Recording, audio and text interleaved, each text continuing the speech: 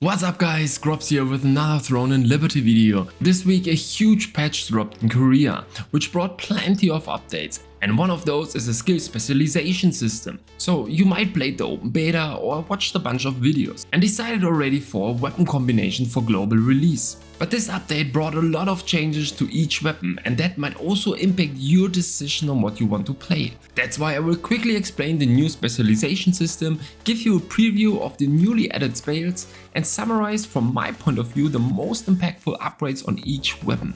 So afterwards you can hopefully better decide which weapon combo you want to play on global release.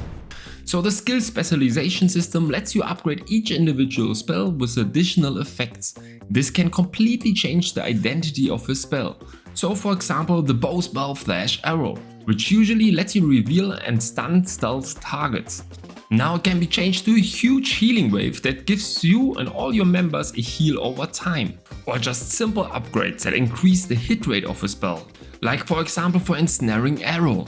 So this can of course completely change the way you play your weapon. So how does it work? So on level 50 you will have 100 specialization points, which you can freely spend on both of your weapons. Each upgrade you choose costs different amount of points.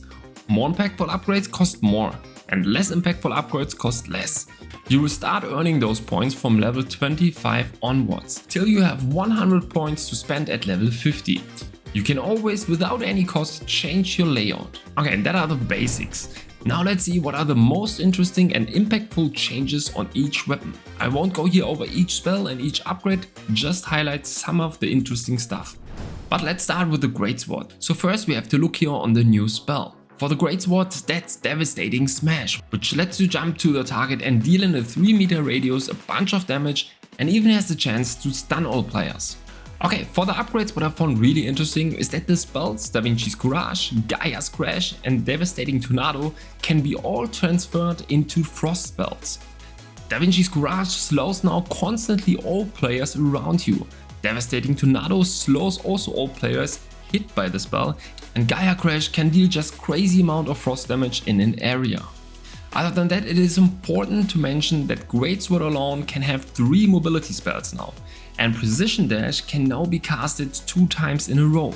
So Greatsword can now be highly mobile with great slows and a lot of AoE damage. Okay, but let's come now to Sword and Shields. So the new spell doesn't look too fancy. You just deal in front of you a little damage, but the spell gives you also mana back and also can give you stamina back, which might be really interesting. Other than that, a lot of upgrades who would have thought can make you even tankier. In addition, you will get a lot of additional utility like reduction enemy defenses values and so on. The Shield Strike is the first mentionable change. It hits also all enemies in a huge area behind the target. The AoE effect is just crazy big. Also mentionable is that you are now able with Strategic Rush to push not only one person away, but up to 8 people at the same time.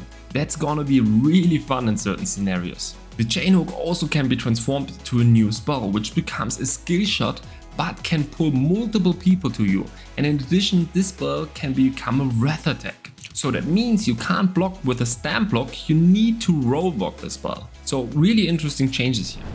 Okay, now we come to the bow changes. They are really interesting. So first of all, the new spell is a classical heal over time spell with a really short cooldown which can be stacked on allies. In addition, you can now transform Flash Arrow into a Flash Wave, which gives you a castable healing wave with a great AoE hot. Nature's Blessing can be upgraded so it heals even more, and even Purifying Touch upgraded can also give a heal over time effect. So if you want to be a full healer, Vampir's Bow might be your new go-to. And another major change is the Arrow Vortex, which lets you change the skill and make it a huge tornado, which knocks all players into the air. This will be just really powerful in large-scale PvP. Okay, but let's move over to Wand. The new skill can simply give a player a shield. With an upgrade, he can give this shield even to the whole group. So for the heal spells, Fountain Life and Clay Salvation can have now even bigger AoE effects, and Swift Healing can now cast it up to 3 times. For your curse spells, you can now cast Touch of Despair to up to 3 targets, and you can let your curse explosion not consume all damage over time effects. Of course, it deals then also less damage, but can be really interesting in combination with the staff, for example, and all the burn stacks you apply there, because they won't be consumed then. Overall, you will have more possibilities to play damage builds with your curse spells, and of course a lot of additional utility through your heal spells. Let's move to the staff. He gets of course a new fire spell, which will shoot a bunch of small fireballs on the targeted enemy. While you do that, you can freely cast other spells. That spell just feels really good. Okay, let's come to the upgrades. The staff was already by far the best AoE damage weapon, but after those changes it will be even better.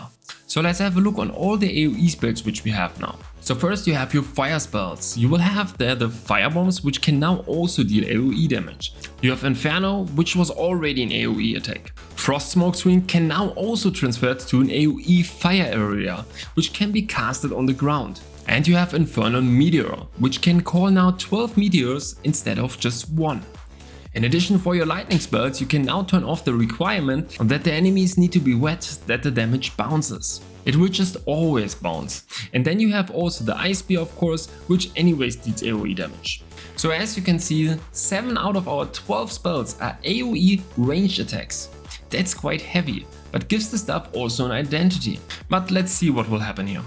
Let's move over to Dagger. The new spell is a simple, boring melee attack which deals okayish damage, but also can heal you for quite some damage that you actually did with the spell.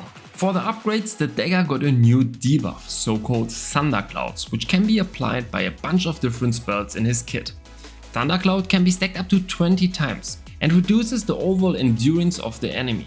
So first of all, you will more often crit. But in addition, also a lot of spells can get additional effects or dealing additional damage when used on a target under this effect. So good combos in PvP will here be more important. One spell which now looks also crazy insane is Shadow Strike, which will allow you to jump back to your position after you used it. So you can jump to your target, assassin him, and directly jump back to your previous position. Okay, but let's come to the last one, the Crossbow. So the new spell is a mine which you can place and which detonates if someone steps on it, which will deal a ton of damage. Okay, for the upgrades, like for most other weapons, they're adding some additional AoE possibilities. But outstanding is here the Merciless Barrage, which now don't need any activation anymore and can hit everyone around you. So it's like a Samira ult from League of Legends, which looks really cool. Of course, you will have also a lot of possibilities to even higher your single target damage by lowering your cooldowns, better damage amplifiers and so on. But also interesting is that you will be able to get a lot of additional utility, like a double dash from Nimble Leap, cleanses for stuns, immunity to general CCs, stamina damage possibilities and so on. So in total you will have even more single target damage and get more utility, which was really not existing before in the weapon. So maybe this could make up for some nice new combos. Okay, but that's it. Of course, these were just a small part of the possibilities, but hopefully that helps you to decide what weapons to play on global release. If you have any questions, feel free to ask me in the comment section. Right now we don't know what the meta will be. Everyone will test now different stuff, and there might be also a bunch of patches coming till global release, but the main principle of the spells will for sure stay. Okay, but thanks for watching guys. Don't forget to like and subscribe. See you in the next one.